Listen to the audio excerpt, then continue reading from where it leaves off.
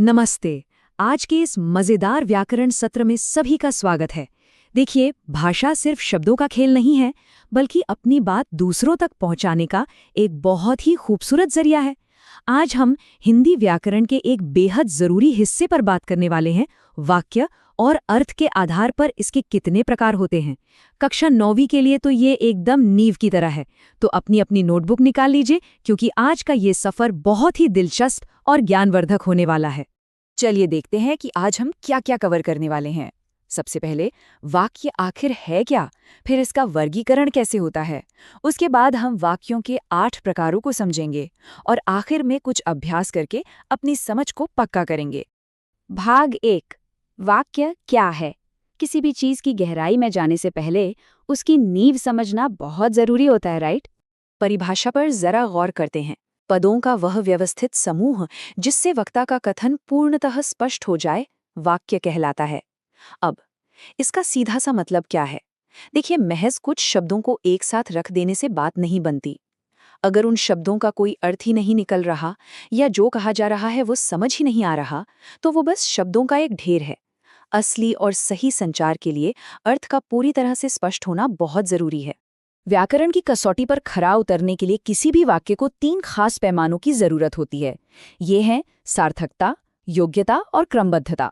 सार्थकता यानी शब्दों का कोई मतलब हो, योग्यता यानी बात तर्कसंगत हो, लेकिन सबसे जरूरी है क्रमबद्धता, यानी शब्दों को सही क्रम में रखना। हिंदी में इसका एक बहुत ही सिंपल सा फॉर्मूला होता है। सबसे पहले कर्ता यानी काम करने वाला, फिर कर्म जिस पर काम का असर हो, और आखिर में क्रिया यानी जो काम हो रहा है। बस यही किसी भी वाक्य की रीढ़ की हड्डी है। इसे एक बहुत ही आम उदाहरण से समझते हैं। राम आम खाता है।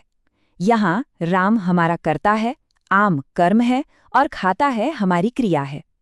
देखिए, इस छोटे से वाक्य में सार्थकता भी है, योग्यता भी है और एक बिल्कुल सटीक क्रम भी है।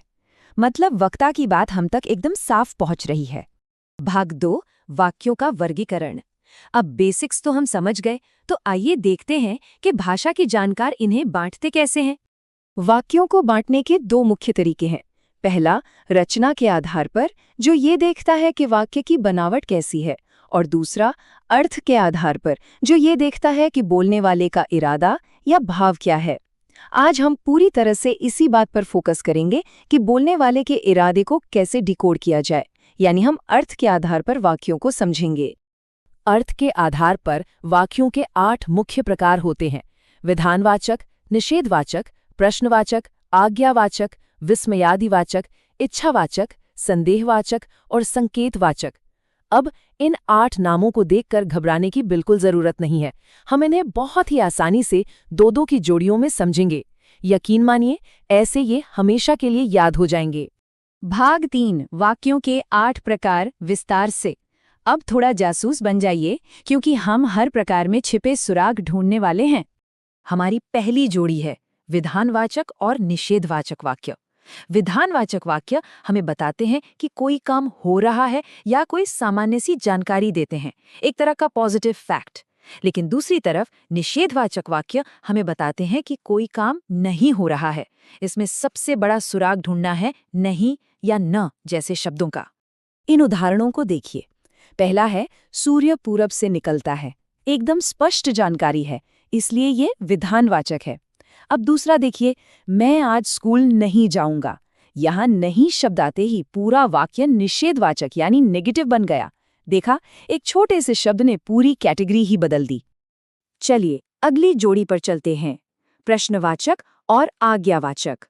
यहाँ इरादे में एक बहुत बड़ा शिफ्ट है। एक में कोई सवाल पूछा जा रहा है जिसका जवाब चाहिए, और दूसरे में किसी को कुछ करने का निर्देश या आदेश दिया जा रहा है।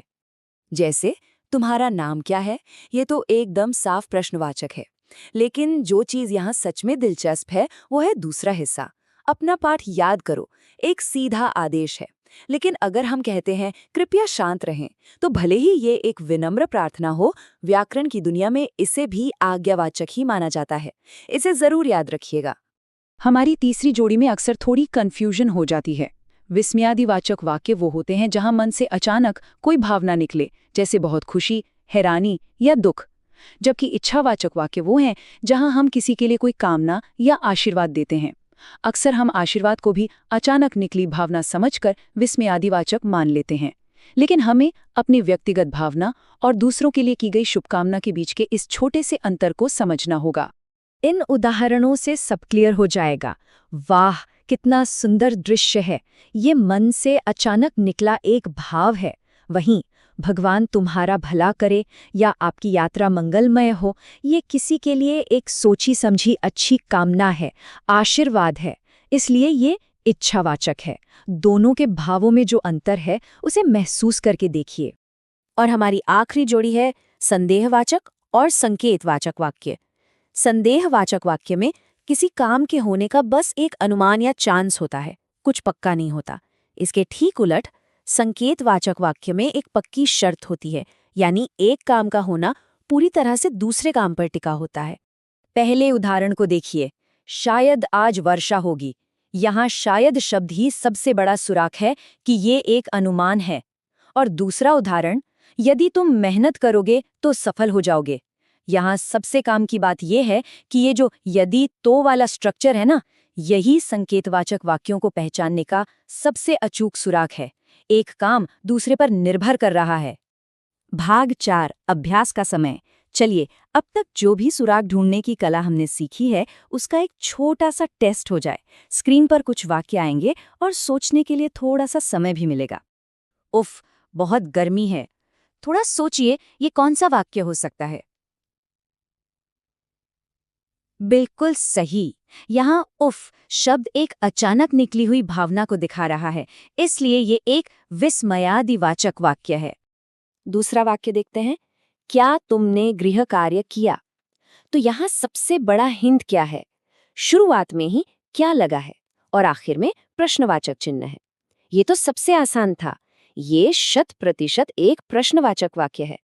और ये रहा हमारा आखिरी अभ्यास, शायद कल छुट्टी हो। इसमें क्या सुराग छिपा है? बोलने वाला पक्के तौर पर कुछ नहीं कह रहा। शायद शब्द एक संभावना दिखा रहा है, इसलिए यह स्पष्ट रूप से एक संदेहवाचक वाक्य है। बहुत बढ़िया। तो आज हमने क्या जाना कि वाक्य सिर्फ शब्दों का ढेर नहीं है, बल्कि कर्ता, कर्म और क्रिया की एक सही क्रमबद्धता है।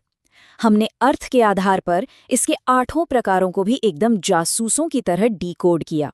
अब आज के लिए आपका काम यह है कि दिन भर में जो भी वाक्य आपके सामने आए, उन्हें मन ही मन इन 8 प्रकारों में बांटने की कोशिश कीजिएगा। व्याकरण का असली मजा तो इसे अपने आसपास महसूस करने में ही है।